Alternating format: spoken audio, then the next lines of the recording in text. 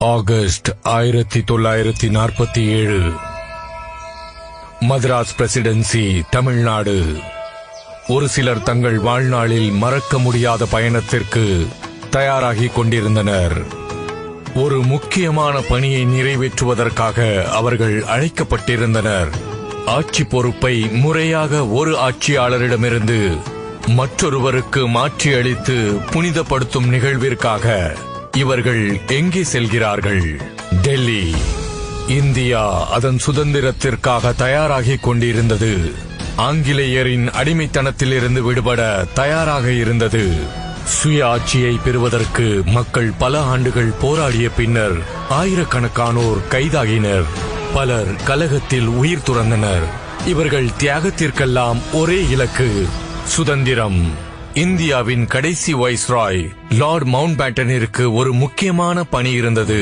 அது ஆட்சியை இந்தியர் கைகளில் ஒப்படைப்பதற்கான பணி. அவருக்கு ஒரு சிறு சந்தேகம் இருந்தது. இந்த ஆட்சி மாற்றத்தை எவ்விதம் நடத்துவது? சாதாரணமாக கைகளை குலுக்கினாலே போதும் என்றாலும் எந்த அடையாள சின்னத்தினால் இந்த நிகழ்வை சிறப்புடன் நடத்தலாம் என்ற கேள்வி அவருள் எழுந்தது. அந்த கேள்வியை அவர் பண்டிட் ஜவஹர்லால் நேருவிடம் கேட்டார். ஒரு நல்ல கேள்வி, நன்கு சிந்திக்க வேண்டிய கேள்வியும் கூட. பண்டிட் நேரு சற்றே குழப்பத்துடன் பழம்பெரும் விடுதலை போராட்ட வீரர் திரு சி ராஜகோபாலாச்சாரி அவர்களை அணுகினார். ராஜாஜி என அன்புடன் அழைக்கப்பட்ட அவர் தமிழ்நாட்டைச் சேர்ந்தவர். இந்திய நெறிகள் மற்றும் பாரம்பரிய முறைகளின் மீதான ராஜாஜியின் புலமை மற்றும் அறிவு ஆகியவற்றை நேரு மதித்தார். மூதறிஞர் என போற்றப்பட்ட ராஜாஜி இதற்கு இந்தியாவின் பண்டைய வரலாற்றில் தீர்வு ஒன்றை கண்டறிந்தார். தமிழ்நாட்டின் ஆட்சியில் மிக பழமை வாய்ந்த, தொடர்ச்சியாக ஆட்சி செய்த சாம்ராஜ்யங்களில் ஒன்று சோழ பேரரசு. ஒரு சோழ மன்னரிடமிருந்து மற்றொருவருக்கு செய்யப்பட்ட ஆட்சி மாற்றமானது செங்கோல் என்ற நீதியின் சின்னத்தை வழங்கியதன் மூலம் சிறப்பிக்கப்பட்டது. இது அக்காலத்தின் மதகுருமார்கள் ஆசிகளுடனும் சிவபெருமானின் அருளாசியுடனும் வழங்கப்பட்டது. சோழர்கள் சிவபெருமானின் தீவிர பக்தர்கள். இன்றளவிலும் 1000 ஆண்டு பழமையான கோவில்களில் சிவ வழிபாடு தொடர்ந்து நடைபெற்று வருகிறது என்பது குறிப்பிடத்தக்கது. அதுபோன்ற ஒரு விழாவையும் அடையாள சின்னத்தையும் இதிலும் பின்பற்றலாம் என ராஜாஜி பரிந்துரைத்தார். நேருவும் இதற்கு சம்மதித்தார். ராஜாஜி உடனே தாமதிக்காமல் முதன்மையான சைவ மடமாக திகழும் திருவாவடுதுறை ஆதீனத்தை தொடர்பு கொண்டார். 500 ஆண்டுகளுக்கு முன் நிறுவப்பட்ட இந்த ஆதீனம் சோழ நாட்டின் பிரதான பகுதியில் இன்றளவும் செயல்பட்டு வருகிறது.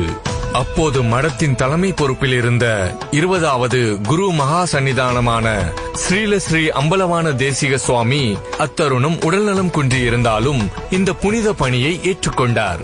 அவர் மதராஸின் பிரபல உம்மிடி பங்காரு ஜுவல்லர்களிடம் செங்கோல் செய்வதற்கான பணியை ஒப்படைத்தார்.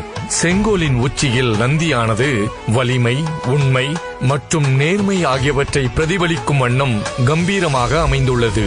செங்கோல் தயாரிப்பு குறித்த பழைய நினைவுகளை நம்மிடம் பகிர்ந்து கொள்கிறார் 96 வயதாகும் திரு உம்மிடி எத்திராஜுலு. ஆதீனம் அவர்கள் எடுத்து செய்ய வேண்டும் என்று யாராவது சொன்னார்கள் என்று வந்தார்கள்.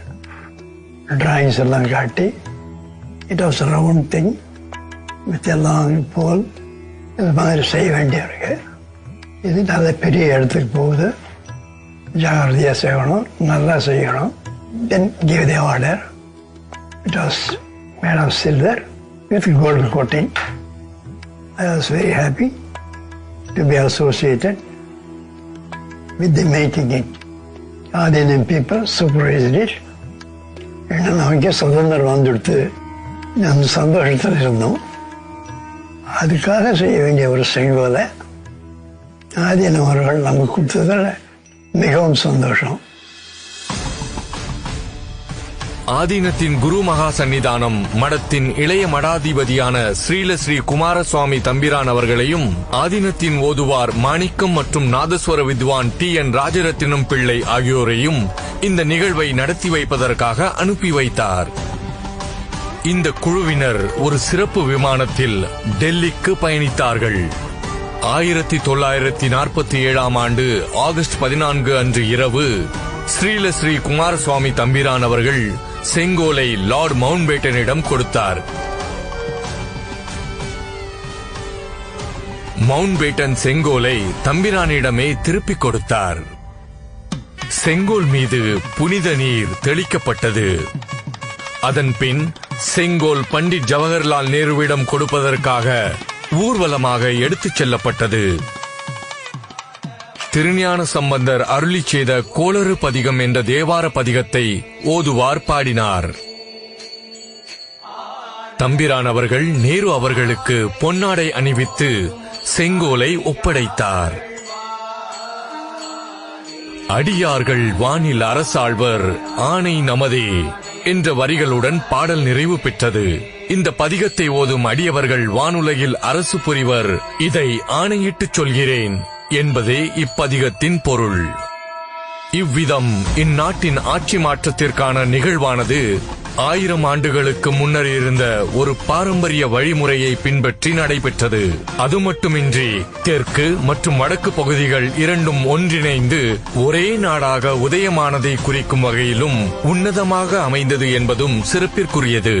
நேரு பல தலைவர்கள் முன்னிலையில் செங்கோலை பெற்றுக் கொண்டார். இந்தியாவின் முதல் குடியரசுத் தலைவராக பின்னர் பொறுப்பேற்றுக் கொண்ட திரு ராஜேந்திர பிரசாத் இத்தலைவர்களில் ஒருவராவார்.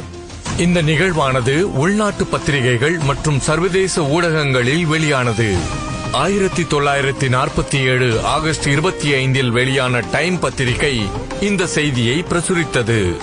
1947 ஆகஸ்ட் 14 அன்று நள்ளிரவு பண்டிட் நேரு தனது பிரசித்தி பெற்ற உரையை நிகழ்த்தினார் என்பது சிறப்பிற்குரிய தருணமாக அமைந்தது.